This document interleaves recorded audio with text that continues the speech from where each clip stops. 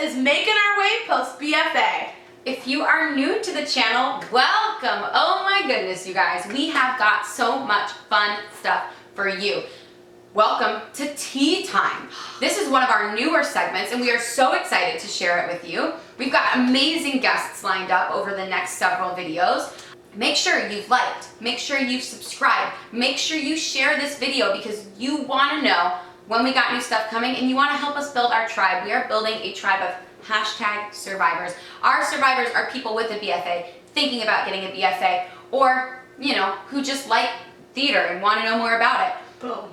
That's what we're doing here. We are working together to build a strong community of artists and we cannot wait to share the contents of this tea time with you. Let's do it.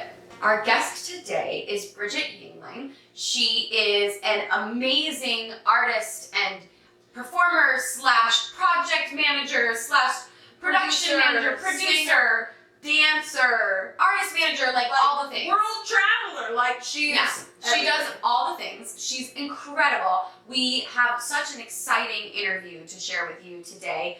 We are going to talk about so much stuff and I can't even get into it all. Her nuggets of information are, they're golden nuggets. Gold mines. Stack those coins! Stack those coins. She's amazing. Without further ado, let's go over to this interview in this tea time segment. Let's spill the tea. 3 hours later.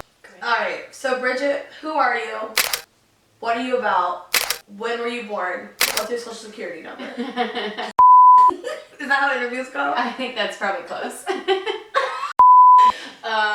So my name is Bridget Yingling. I was born and raised in Philadelphia, and I moved to New York City when I was 17 to go to school at NYU, New York University. And Bridget, what was your major at NYU? So I went to the new studio on Broadway, which was like the new Cap 21 for musical theater. I was the third graduating class, so it was pretty early in their program. And then I also did a semester at the Film and TV studio, which is called Stone Street.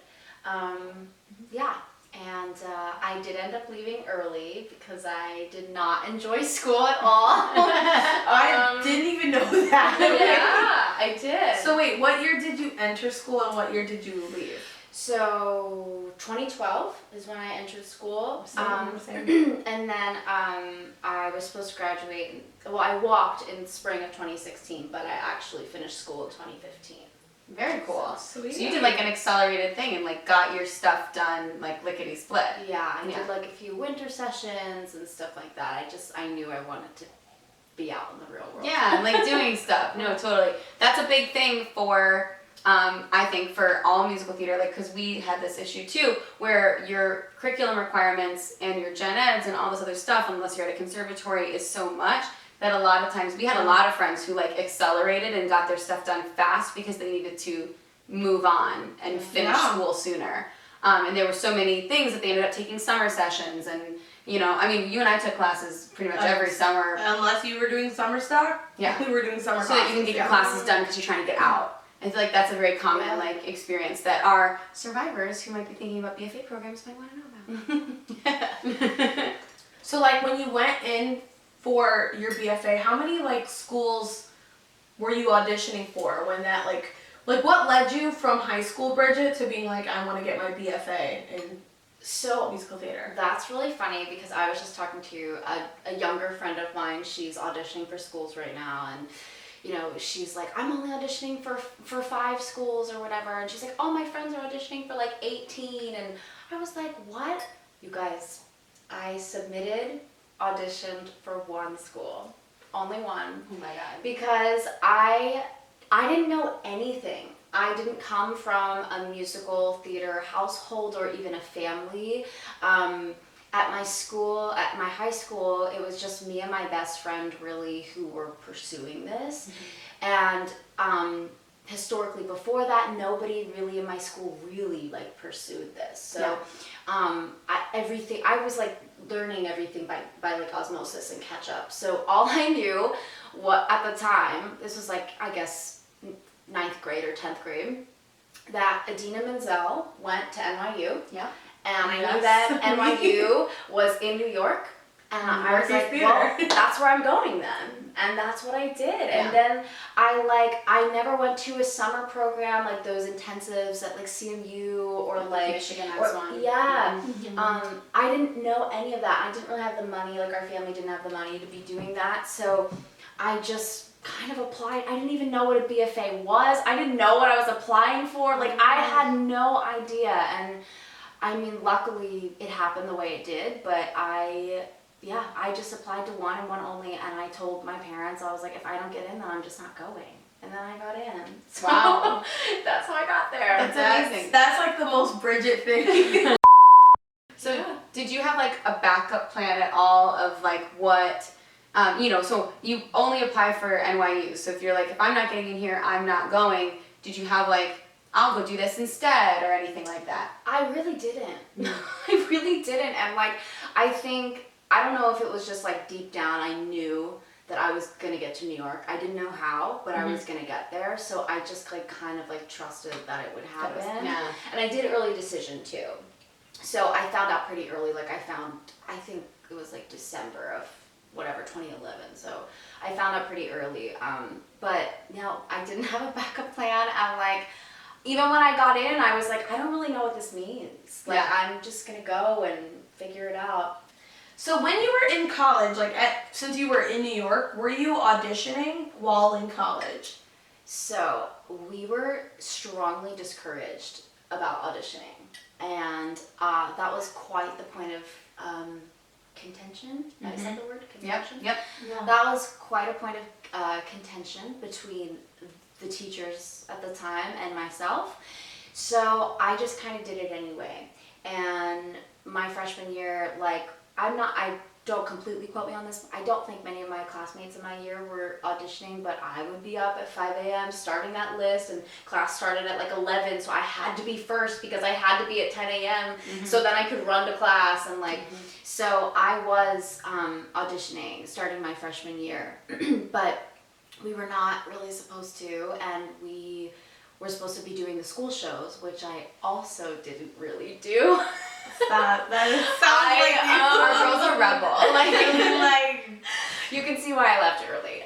Bridget. I just kept doing my thing. We did that too. We too stopped auditioning for the school shows. Sorry, college.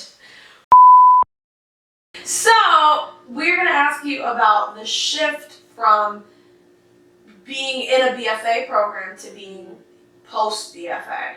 So like, I'm really interested in this for you because you were already in New York. So I think for me, mentally, the biggest shift was there were so many parameters at school, and there were so many like boxes and things that you had to check off. Like it just, for me, that was not valuable for me at all. So I think that's why my entire B.F.A, I was miserable, and I was like, I know I fit in this place somewhere, but I'm being told that I don't, and I have to do this and that, and I can't audition, and I can't do this. And so I think, probably my junior into senior year, I had kind of a shift of like, I'm just gonna do whatever I want. And that's when I started diving into all different opportunities, like production assistant, a casting director, a casting assistant, and all these things that have now really just completely given me a career. Like I'm very lucky that I don't have to wait tables, and I don't have to, babysit or anything. Like my side jobs and my day jobs never take me out of this industry. Yeah. So we love that. Oh my God. I'm very lucky. I'm very, very lucky. But I think that was the biggest shift of like, there's not one way to do this. Yeah. So we wanted to talk about Slash. Now specifically Slash, the performer. How did he do his hair? How does he play guitar in that way? Yeah.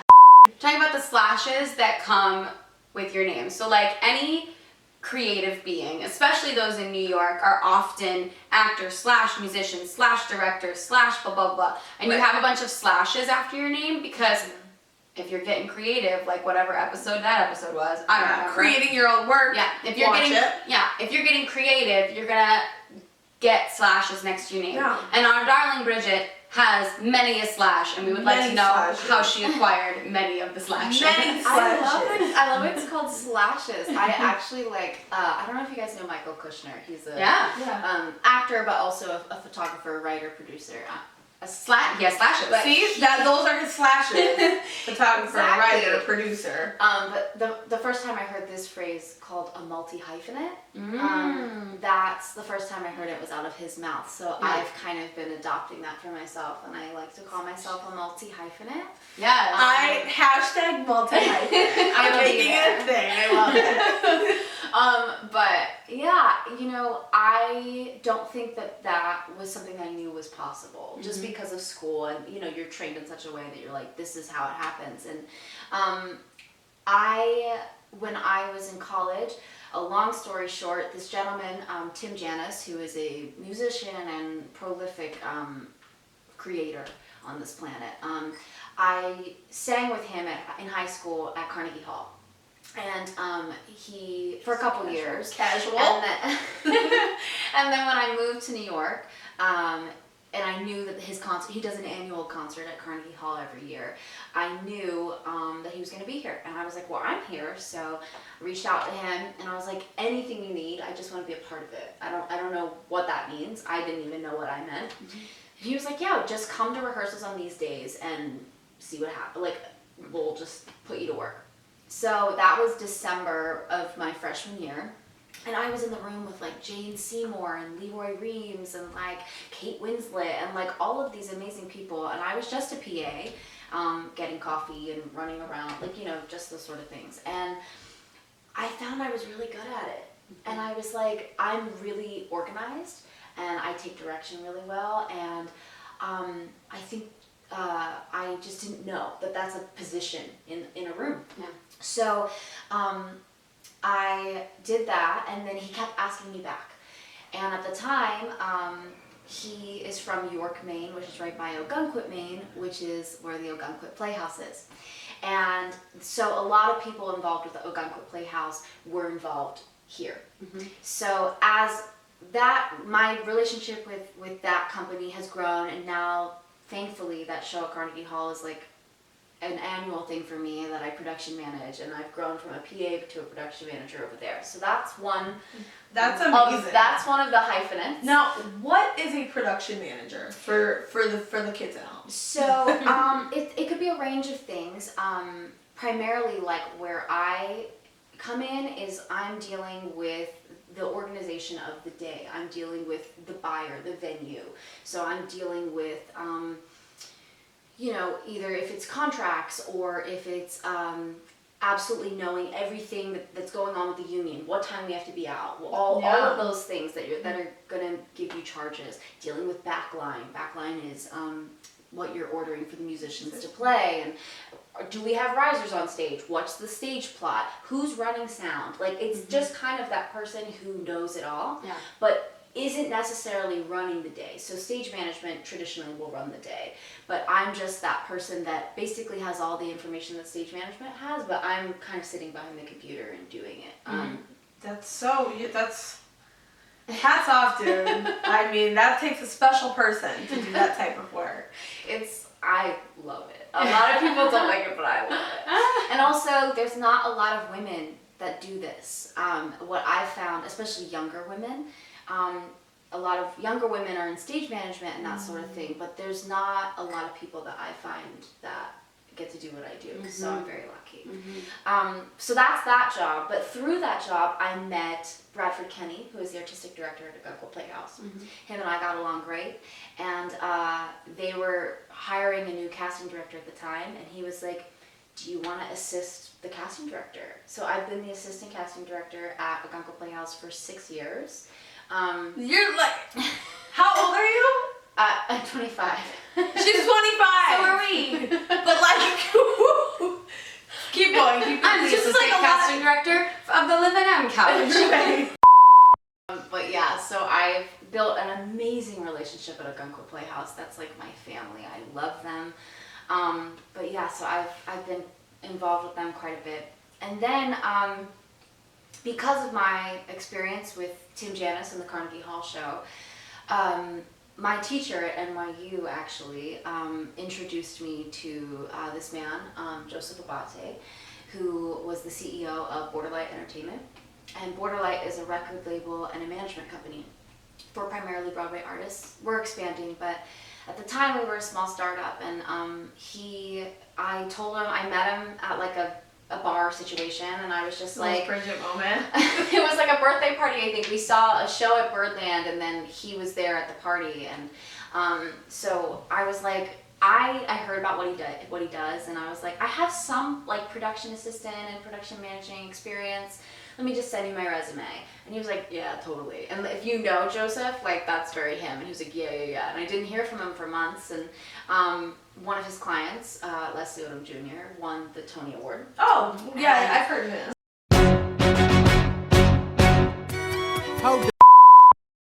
At the time, his staff was really small, and when Leslie won, the company blew up, and he just called me and he was like, hi, I need help. I don't really know what I need right now, but I need help. So I jumped in, and I had no idea what I was doing. My first day on the job, we were shooting a music video the day after the Tony Awards for Leslie for one of his songs from his debut album. And I was getting insurance, I was getting releases, I was paying for locations, I was getting extra, like I was doing things that I was like, I don't even know what I'm doing, but I'm just going to do it. Yeah. And then I guess that was like my trial, I guess, and I guess it worked because now I've been with Borderlight, this will be my 4th year, and I've worked my way up, and now I'm the executive assistant there. Yes, come on. And so what that kind of means is I work with all of our clients pretty hands-on, and I'm helping with negotiations and all those sorts of things. And on-site management, so I travel a lot. Like at one point I was on a plane 4 or 5 times a week, and I was traveling. I remember seeing this on Instagram. I'd be like, on her story, like, where are you going, Bridget? Yeah, and it's a lot of, and I love it. I love being on the road and living out of a suitcase. But just being that on-site person, so that artist doesn't have to, say like, hey, like, that I really don't like talking to that person, but can you deal with them? Or can you get me coffee? It could literally be anything from get me coffee to like, the orchestra can't actually play this tune because legally they don't have the copyright. Like, it could be anything. So you're just that person on site that is the barrier between them and the buyer, so they can just focus on what they need to do. Right.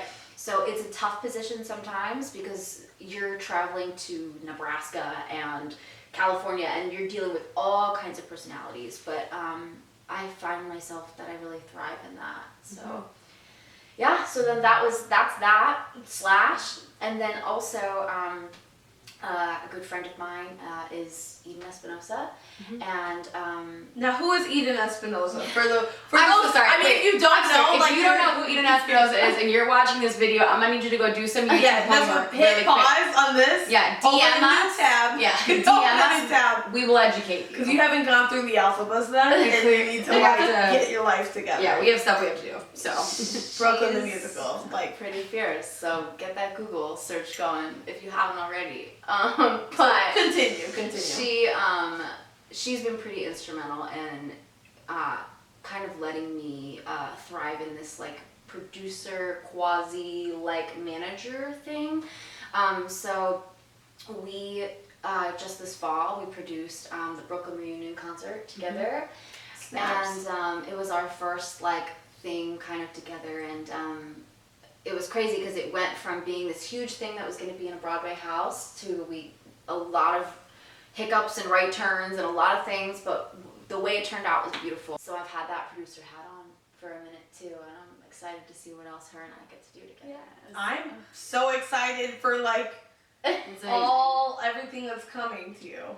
So we wanted to bring up, if you, Bridget now, who has all of this accomplishments and is on this so amazing road, if you could go back in time and talk to pre-B.F.A, pre-New York Bridget, and give her like words of wisdom, what would those be? Probably a few things. Number one, don't be scared of what you don't know. Because I think a lot of times in this industry, if you don't know something, it can quickly make you feel small.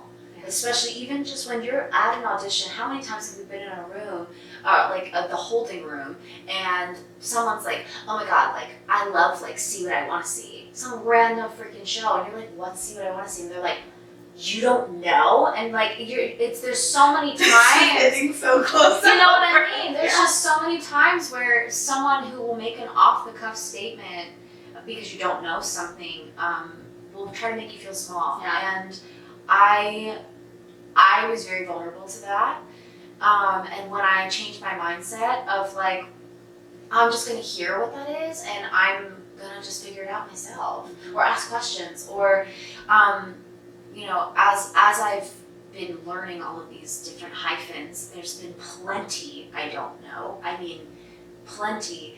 But so many times when I go to figure out, you know, when I was working on this movie set and they're like, find a trailer. And I was like, what? Like a trailer? Okay. And like, I go and find the trailer and then I come back with all the information that I had, and in my head, I had created this whole scenario that they knew how to find a trailer, and that I was going to do it wrong, and it wasn't going to live up to expectations. I came back and they were like, you figured all that out? We didn't know any of it. And it's like so many times the people that are asking you to do something, they don't know the answer either. That's why they're asking you. Right. So don't be afraid to, you know, find out what you don't know. That would be number one. And number two is know your place in a room. I think, Sorry, I had to snap about that. Continue. know your place in a room because, you know, if you're the PA that day, you're the PA that day, and that's okay. There's still times that I am even still the PA in my job at the entertainment company. You know what I mean? And that's okay. That shouldn't define you. It's just defining you for that day. Yeah. And when you settle into what your place is in that room that day, it's so quickly people are responsive to it. And that could mean something as little as like, you know, you're just the sense of calm that day. You're the one that like everything is whirling in chaos around you, and you walk up to the actor and you're like, can I get you a bottle of water? Are you doing okay? That can change someone's entire experience for that day. Yes. So, yeah, just knowing your place in a room, I think, has been super valuable to me. Like knowing when to be quiet, knowing when to give my input, and also, you know, if you're accompanying an actor, if you're managing an actor that day, let them walk first. It's their show, it's not your show. Like, there's just so many little things that I've picked up on that really get noticed. So those are my two big things. Oh, and say yes sooner. I wish I said yes to things sooner. Say yes to everything. Oh, I love that. Oh, that's amazing. Okay, Help young me. ones. Those are the things. I hope you wrote them down so that you'll remember them. I mean, this video's still gonna be here. But Yeah, it's only gonna be online for like 30 minutes, so watch the whole thing right now, and we're taking it off so no one else but us will have this info. Make it a Rainbow's B.F.A. We nailed it. Live it on, that's it.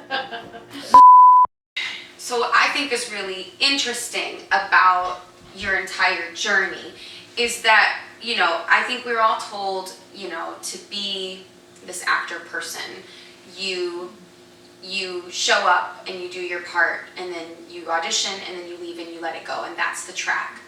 But I think in life, when a door opens, there's something to be said for, you know, you have to choose to walk through the door that's open in front of you.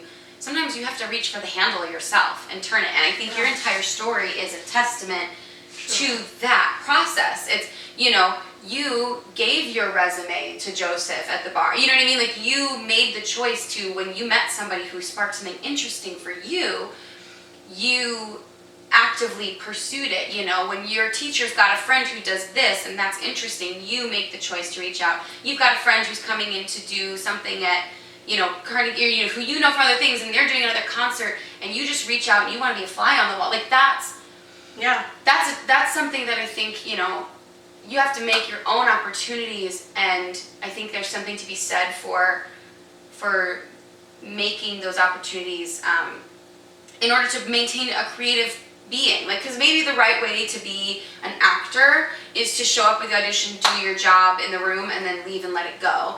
But I think there is, you know, something to be said for creating opportunities for yourself by putting yourself out there, by seeing something and going for it, and not letting that voice inside you that says like, oh no, they won't wanna, I can't do that, that's not my place. Oh, well, there's Screw no, like, it. I didn't see a post for this Yeah, position. no, They wouldn't want me in the role. Right, They didn't ask me. They didn't ask me to do it. There's so. no places. There are no places, I think. There is no right or wrong. There is reaching for what you want and fighting for it and showing up and being the person that people want to work with again, which we've talked about before, is when you show up and you're that free labor that day. You show up and you're the person they want to work with again.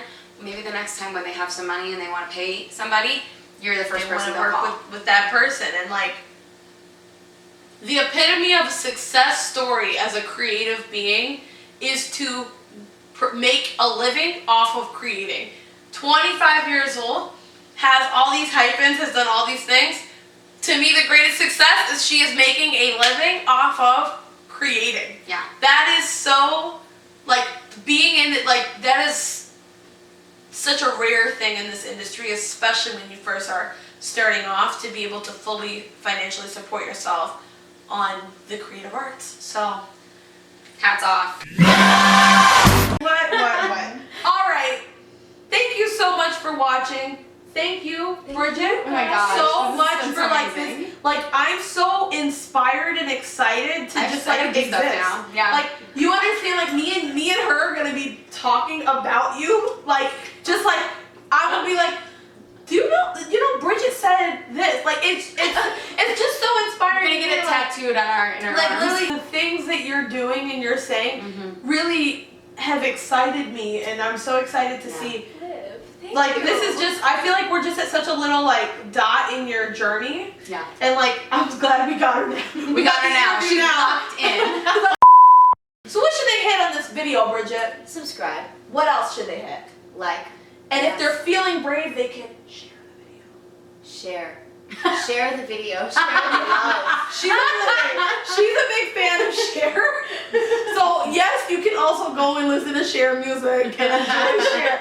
But share our video too, post it on your things, because we want more people to get as pumped up from Bridget's info and from her light and everything she's shared with us. We want more people to see those things. Yo, and we're gonna put her social media information here. If you've got follow-up questions for Bridget, follow-up questions for us following this video, shout out. Find us on Twitter, find us on Facebook, find us on Instagram. All of those things, we're present on all of them. And send those follow-up questions our way, because you know we always love to answer them. And Truly. I just added you into that, but I hope it's cool. Hey Bridget, look it. This is Bridget's info. I'm pointing. It's somewhere on this video right now. Go follow her. I'm following her. I might even like walk around with a notepad and just like hang out with her now. Ah! Okay. All right, survivors. We'll see you next time. You guys, holy cow. Isn't she amazing? So amazing. I can't. I'm emotionally overwhelmed. I'm physically so much. overwhelmed. I learned so much. I hope you did too. This has been Making Our Way post B.F.A. I'm Em. And I'm Liv. Thank you so much for watching. You guys, we would never have gotten here if it were not for you. Please keep spreading the word. Subscribe to the channel, like it, tell your friends. We want to keep building an amazing, strong community of artists and creators.